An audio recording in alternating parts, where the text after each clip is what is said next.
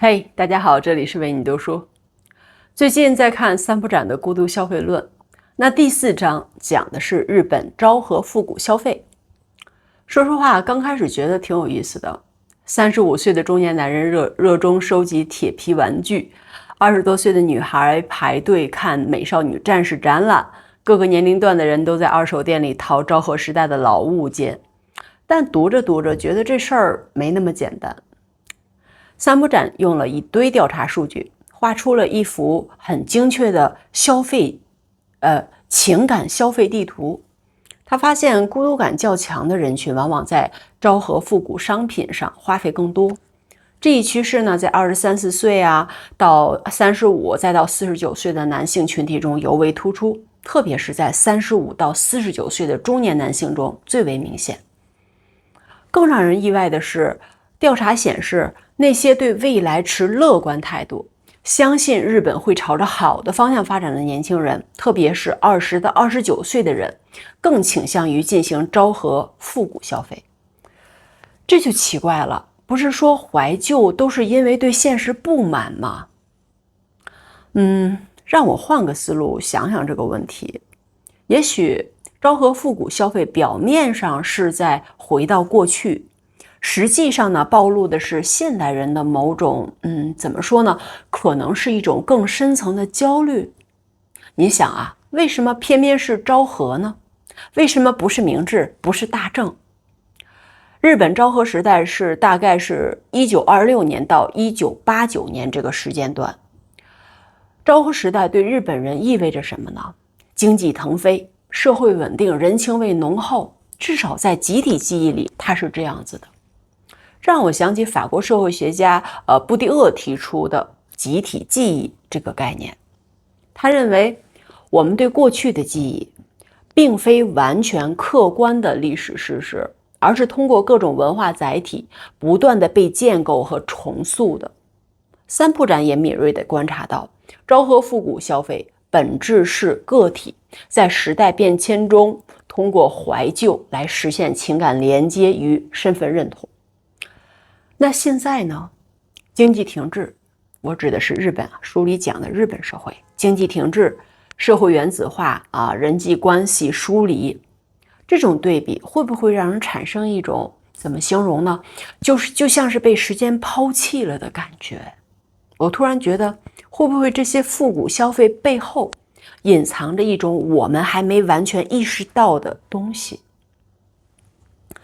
书中三浦展提到了一个特别有意思的现象。书中讲，4年制一流大学本科和研究生毕业的20到29岁的女性中，有27%的人表示自己完全符合或比较符合参与高端社群的描述。而在短期大学以及以下学历的女性中，这一比例仅有13%。这里就涉及到了布迪厄的另外一个重要概念，叫区隔。简单讲呢，就是不同社会群体通过消费行为来彰显自己的社会地位和文化品位，同时与其他的群体保持距离。这种区隔往往是隐性的，但却深刻影响着人们的消费选择。也就是说，连怀旧都是有门槛的。在中国好像也是这样，同样的买复古商品，有人买的是独立设计师的限量版的，比如说旗袍，有人买的呢就是淘宝爆款旗袍。表面上都是复古，但背后的文化符号完全不同。更微妙的是，高学历群体往往能把自己的复古消费包装成文化研究或者是美学追求，而普通人的同类行为就容易被标签化为土味怀旧。这种话语权的不平等让我有点不舒服，就是难道情感表达也要分3、6、9等吗？说到这里，就不得不想想我们自己了。在中国，虽然没有昭和复古，但我们有国潮回归呀，有90年代情怀，有各种同年联名。北京的95后在小红书上晒大白兔奶糖的限定款，上海的程序员深夜淘宝下单小霸王游戏机，广州的独居青年囤积各种回忆杀的零食，这些行为和日本中年男人收集铁皮玩具本质上有什么区别吗？可能没有，我们都在用某种方式试图抓住一些什么东西呢？就是安全感、归属感，还是别的什么？有一个社会学的概念叫原子化，前文中我们也有提到，它指的就是传统社会的结构解体以后，个体就会变得越来越孤立，缺乏稳定的社会联系。无论是日本的无缘社会，还是中国的空巢青年，背后都是这种原子化趋势。这一章里还有一个让我觉得细思极恐的点，就是孤独正在被系统性的商业化。比如说一人食餐厅、单身公寓、宠物经济、二次元消费等等，好像每一种孤独都有它对应的商业解决方案，但可能是最狡猾的一种，它让你以为买到的是温暖的过去，实际上买到的可能只是包装过的孤独。三不展在书中特别强调，这种消费既包含了物质购买，也涵盖了对彼时生活方式的体验式追求，是连接过去与当下的情感载体。但问题是，当情感需求被过度的商业化，我们会不会逐渐就失去通过真实人际关系满足这些需求的能力呢？一直在想，这种现象背后到底是什么在作祟？刚才提到被时间抛弃的感觉，现在想想，可能更准确的表达是，我们是不是都在经历某种时间焦虑呢？不是普通的焦虑，而是对时间本身的焦虑。信息爆炸让时间变得破碎，生活节奏让我们失去了对生活的掌控感，未来的不确定性让我们对时间的流逝感到恐惧。昭和复古或者中国的各种怀旧消费，会不会都是在寻找一种时间避难所呢？在那里，时间是慢的、确定的、可控的。如果这个假设成立，那么不同群体的复古消费就有了新的解释了。年轻人的复古可能源于未来时间焦虑，通过确认过去有过美好，来为不确定的未来提供心理锚点。这就解释了为什么三浦展发现乐观的年轻人反而更爱复古。他们不是在逃避未来，而是在为未来寻找信心的源泉。中年人的复古可能源于流逝时间焦虑，通过收集老物件试图抓住正在消逝的时光。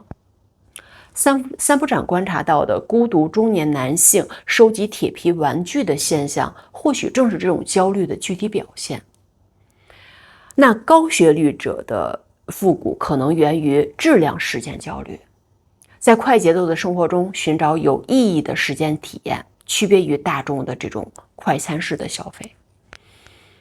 这里就提及到一个很重要的理论背景了。三浦展在分析中体现了建构主义的视角，认为昭和时代的美好并非客观事实，而是通过书籍、通过展览商品等载体被不断的建构的集体记忆。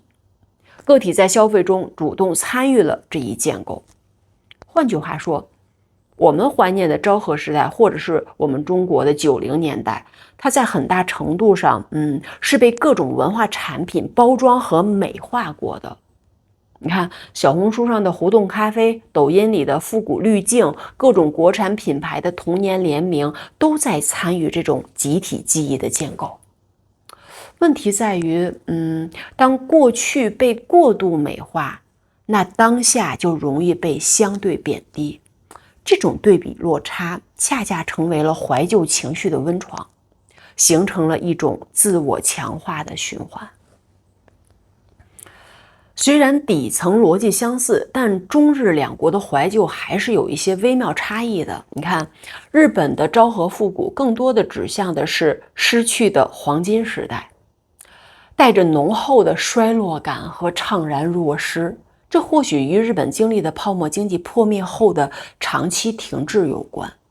那我们中国的国潮回归，它更多的是指向的复兴的文化自信，带着明显的上升期的特征。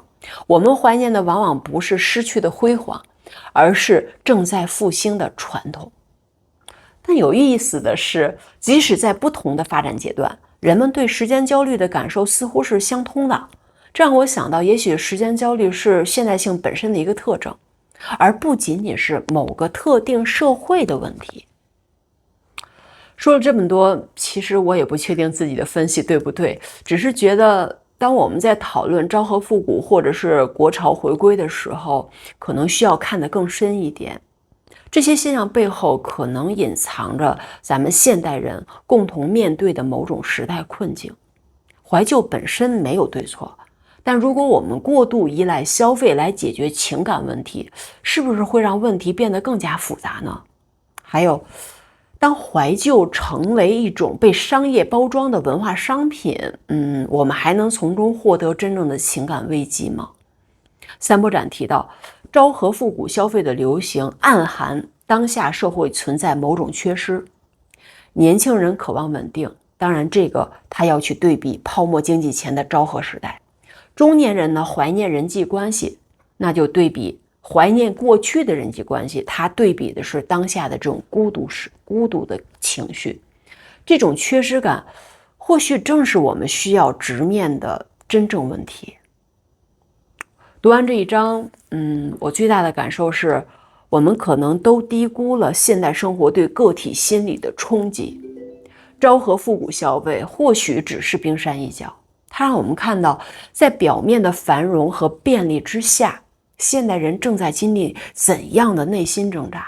但问题是，认识到这一点之后，我们能做什么呢？继续买复古商品来安慰自己，还是试着寻找更根本的解决方案？